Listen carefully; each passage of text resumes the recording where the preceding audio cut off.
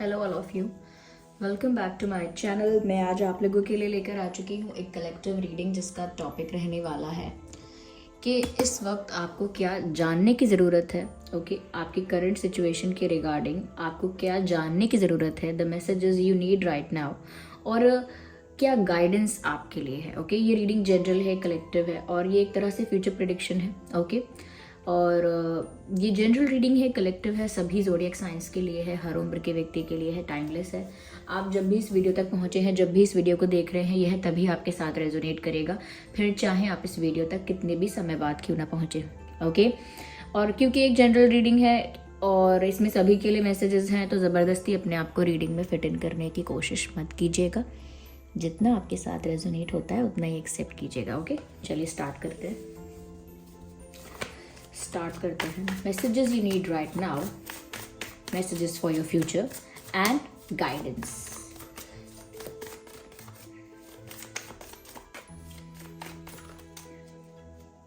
Okay, so this card wants to come out. Okay, right, nice.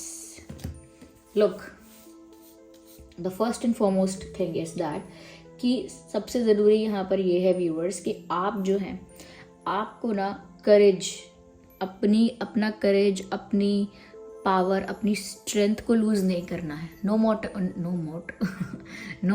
Matter whatever the situation is, जो भी परिस्थिति है, जैसे भी संघर्ष आए, जैसा भी सिचुएशन मिले या जैसा भी परिवर्तन आपकी लाइफ में हो या जैसी भी फ्लक्चुएशन या अनस्टेबिलिटी आए, नो मैटर आपकी लव लाइफ में है, करियर में है, हेल्थ में है, फैमिली में है, wherever it is, wherever you are, तो यहाँ पर ना आपको एकदम से डर नहीं जाना है किसी भी परिवर्तन से, किसी भी चेंज या किसी भी सिचुएशन के थोड़े से अप एंड डाउन होने से आपको थोड़ा भी ऐसा नहीं होना चाहिए कि आपका करेज अब नहीं है, वो हिम्मत नहीं है अब आप में, वो स्ट्रेंथ नहीं है, कहीं ना कहीं पावरलेस हो रहे हैं या कॉन्फिडेंस लूज़ कर रहे हैं, या एक ऐसा भी कह सकते हैं जैसे बहुत एंग्शियस हो रहे हैं। तो ज़्यादा डरना नहीं है और अपनी हिम्मत नहीं हारनी है और स्ट्रेंथ लूज़ नहीं करना है। इवन जो भी आपके वीक पॉइंट्स हैं उनको भी रिकॉग्नाइज करके, आइडेंटिफाई करके आपको अपनी स्ट्रेंथ बनाना है। कई लोग सोचते हैं अरे मैं इमोशनल हूँ ना, ये मेरा वीक पॉइंट है, या मैं बहुत जल्दी गुस्सा मुझे आ जाता है, ये मेरा वीक पॉइंट है, या मैं फैमिली के लिए बहुत ज़्यादा पॉजेसिव प्रोटेक्टिव हूँ, मेरी फैमिली मेरा वीक पॉइंट है, या मैं इस सब्जेक्ट में बहुत कमज़ोर हूँ, ये सब्जेक्ट मेरा वीक पॉइंट है, ये सब्जेक्ट मेरे ना परसेंटेज बिगाड़ देगा रिजल्ट में। तो ऐसे लोग जब समझ जाते हैं कि उनका वीक पॉइंट क्या है तो उस पर वर्क कर सकते हैं, उसको बेटर कर सकते हैं। इसीलिए आपको भी ना देखना है कि सिचुएशन अभी जो भी है आपकी लाइफ में, वहाँ पर आप कहाँ कमज़ोर पड़ सकते हो। ओके, कहाँ कमज़ोर पड़ सकते हो, कहाँ आपको ब्लेम किया जा सकता है, कहाँ आप लूज़ कर सकते हो, कहाँ क्रिटिसिज्म मिल सकता है और कहाँ आपकी उस कमज़ोरी का फ़ायदा उठाया जा सकता है और किसके द्वारा उठाया जा सकता है। तो ये सब चीज़ें जब आप ना आइडेंटिफाई कर लोगे कि आप कि कहाँ कौन सी कमियां हैं या कहाँ आप किस चीज़ में लैक करते हो, कमी है जो चीज़ की, उस चीज़ को आप डेवलप कर सकते हो, उस पर वर्क कर सकते हो, या उसको अगर बहुत अच्छे से डेवलप नहीं कर सकते, उस पर जल्दी से वर्क नहीं कर सकते, कुछ हो नहीं सकता अभी के अभी, तो तब तक वो वीकनेस लोगों के आगे मत आने दो। It is simple. जब तक आप उस वीकनेस को यानी कि उस फियर को फेस नहीं कर लेते, जब तक उसको उसमें कुछ वर्क करके इम्प्रूवमेंट नहीं कर लेते, तब तक लोगों को पता ना लगे या इतना जाहिर ना हो लोगों के आगे, इतना ज़्यादा शो ना हो, विजिबल ना हो कि इसकी तो ये वीकनेस है, सबको पता है। तो सबको पता है वाली बात नहीं होनी चाहिए और अपनी हिम्मत नहीं हारनी है। और ये मैं इसीलिए कह रही हूँ, ऐसा नहीं है कि परिस्थिति बहुत ही कोई टफ रहेगी, नहीं। आपकी लाइफ में करेंटली भी जो सिचुएशंस चल रही हैं उसमें आपको भी लग सकता है कि अब मुझ में और ताकत नहीं है, अब मुझ में ना और शक्ति नहीं है, मेरे अंदर और क्षमता नहीं है, बस I am tired, I am giving up. अब वो करियर भी हो सकता है, पैशन, आपके ड्रीम्स, आपका प्यार, आपकी health, what ever it is. जैसे कई लोग 4 दिन जिम जाते हैं, फिर कहते हैं अब मेरी हिम्मत नहीं है, गिव अप करते हैं। बोलते हैं पढ़ना शुरू करेंगे, लेकिन फिर सिलेबस देखते हैं, कहते हैं अब मेरी हिम्मत नहीं है। बहुत कुछ कर सकते हैं लेकिन गिव अप करते हैं, वो नहीं करना है आपको। और भी अगर डाइवर्स और डिफरेंट सिचुएशंस रहती हैं तो भी आपको अपनी स्ट्रेंथ नहीं लूज़ करनी है। साथ ही साथ व्यूअर्स यहाँ पर ऐसा भी है दैट रुकने की ज़रूरत नहीं है। Do not wait for someone और do not wait for this और दैट टाइमिंग। आप आगे बढ़िए because this is the right time. इस वक्त आपको किसी चीज़ की ज़रूरत, किसी चीज़ का इंतज़ार करने की ज़रूरत नहीं है, और ज़्यादा कहीं किसी सिचुएशन में स्टक रहने की ज़रूरत नहीं है, या और ज़्यादा किसी का ब्लैकमेल, इमोशनल ब्लैकमेल, किसी का डोमिनेशन, किसी का कंट्रोल या प्रेशर आपके ऊपर, वो सब आपको अब और ज़्यादा हैंडल करने की ज़रूरत नहीं है। I think you should, if you are thinking that you should leave, you should definitely leave. अगर आपने सोचा है कि अब आपको इस सिचुएशन से, इन लोगों से, इस माहौल से निकल जाना चाहिए, तो निकल जाना ही चाहिए, क्योंकि इसके बाद पता नहीं कौन सा मौका आएगा। This is the right time, जब आपको ऐसा महसूस हो रहा है कि मुझे अब निकल जाना चाहिए, नहीं तो फिर फंसे रह जाओगे। वो कोई जॉब भी हो सकती है, कोई टॉक्सिक रिलेशनशिप भी हो सकता है, या कहते हैं ना, चाहे सिर्फ डॉक्टर चेंज करने की बात क्यों ना हो कि इस डॉक्टर से फ़ायदा नहीं हो रहा है, दूसरे डॉक्टर को दिखाना चाहिए, ओके, तो चाहे इसका भी डिसीजन क्यों ना हो, या फिर कोई और भी बात क्यों ना हो, लेकिन जैसे ये फ्रेंड सर्कल अच्छा नहीं है, मुझे इनसे डिस्टेंस मेंटेन करना चाहिए, तो करना चाहिए, कर लीजिए, ये सही टाइम है, ओके। सोचिए मत कि अब करेंगे, जब करेंगे, तब करेंगे, ना जब होगा ना तब होगा, आज ही करिए, अभी से सोचिए, उस पर अभी से वर्क कीजिए, ओके। तो और अपनी लाइफ में ना जो डायरेक्शन आपने डिसाइड किया था, या जो विजन है आपका, उस तरफ बढ़ते रहिए। Do not stop for someone else. जैसे कोई सोचता है कि आप मेरे बिना आगे बढ़ गए, वो सब बेकार की बातें हैं, व्यर्थ की बातें। आपने किसी का वेट नहीं करना है, आप आगे जाइए, ओके। सबकी डेस्टिनी अलग है, सबकी लाइफ साइकिल अलग है, सबके कर्माज अलग हैं, सबके डेस्टिनेशंस भी अलग हैं, ओके। तो ओके, एक फाइनल डेस्टिनेशन है, वो तो एक ही है, लेकिन जो जिसका ड्रीम है वो सब चीज़ें अलग अलग है, और सबका उस अपने ड्रीम पर, अपने गोल पर वर्क करने का तरीका भी अलग है। You just can not wait for someone, and even if you are doing that, you are just wasting your time, क्योंकि दूसरे पर ये को डिपेंडेंसी नहीं होनी चाहिए।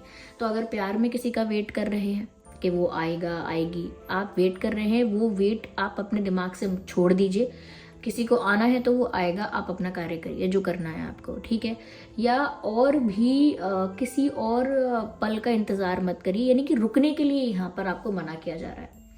अगर आप किसी के लिए, किसी रीज़न से कहीं तो भी रुकने का सोच रहे हैं, या अपने आप को रोकने का सोच रहे हैं, या कोई कार्य करने वाले थे वो कार्य रोकने का सोच रहे हैं, तो मत रोकिए, ओके। अगर आपने किसी को बोला था कि मुझे आज जाना है, ये काम करना है, या मुझे मार्केट जाना है, और कोई बोलता है नहीं मेरे आज मत जाओ, मेरे साथ ही जाना, बाद में कुछ दिन बाद मेरे साथ चलना, तो आपको ज़रूरत नहीं है। अगर आपका काम ज़रूरी है तो आप करके ही आइए, ओके। तो यहाँ पर ऐसा लगता है कि दूसरों में उलझ के नहीं रुकना है।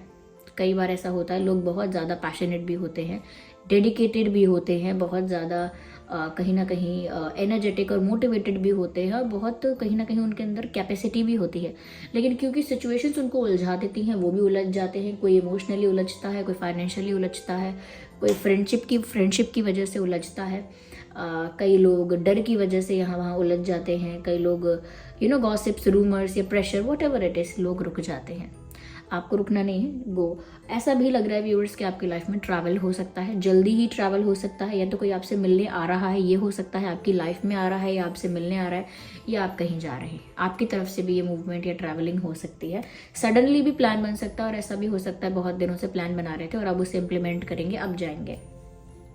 साथ ही साथ व्यूअर्स ऐसा लग रहा है कि आने वाले समय में आप थोड़े से, अगर स्टूडेंट्स हैं या किसी एग्ज़ाम की तैयारी कर रहे हैं, या कुछ स्टडी कर रहे हैं, किसी चीज़ पर फोकस कर रहे हैं, थोड़ा सा ना आपका ध्यान डिस्ट्रैक्ट हो सकता है। आप जहाँ भी फोकस कर रहे हैं, चाहे एग्ज़ाम की तैयारी कर रहे हों, चाहे आप जॉब में अपने ध्यान दे रहे हों ज़्यादा, या बिजनेस पे ध्यान दे रहे हैं, या पढ़ाई कर रहे हैं, ये कुछ भी कर रहे हैं, जो भी आप पैशनेटली करते हैं रेगुलरली, उसमें ऐसा लगता है कि आपका ना ध्यान डिस्ट्रैक्ट हो सकता है। यस, कुछ चीज़ें ऐसी होंगी आपकी लाइफ में जो आपका अटेंशन ग्रैब करेंगी, और आपको फोकस नहीं लूज करना है। जो कर रहे हो उस पर सच में ध्यान देना है, और जिस भी चीज़ ने आपको डिस्ट्रैक्ट किया है उस चीज़ को समझ जाना है कि यहाँ मैं डिस्ट्रैक्ट हो रही हूँ, यहाँ मैं डिस्ट्रैक्ट हो रहा हूँ।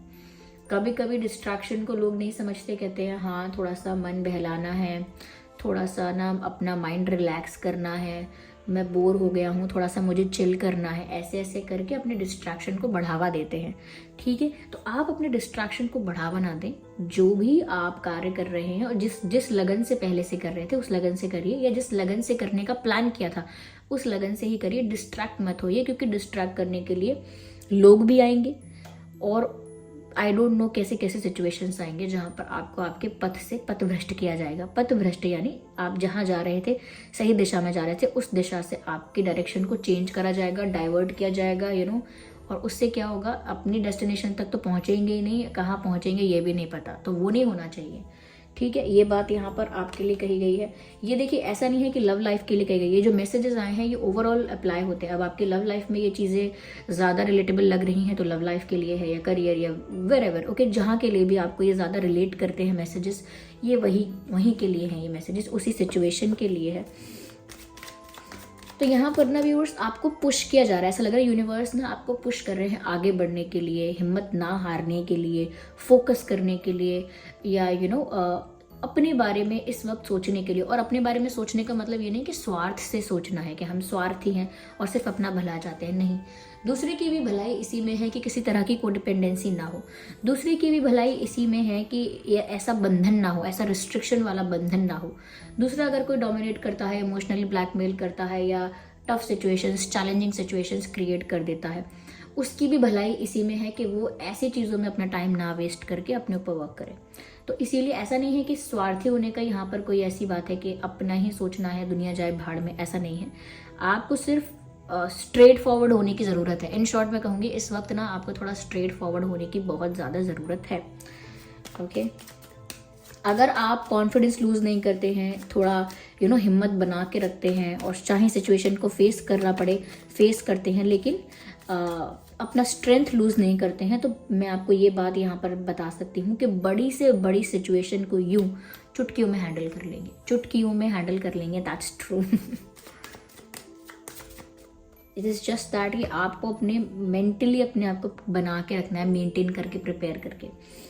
Set your sides high. अभी ये छोटी छोटी चीज़ों को लेकर दुखी नहीं होइए कि ये नहीं हो पाया, मैंने सोचा था ये हो जाएगा, ये नहीं हो पाया, मैंने सोचा था वो हो जाएगा, वो नहीं हो पाया। छोटी छोटी चीज़ें अगर आपके अकॉर्डिंग नहीं हुई तो उनको लेकर शिकायतें करना बंद कीजिए और आगे का सोचिए।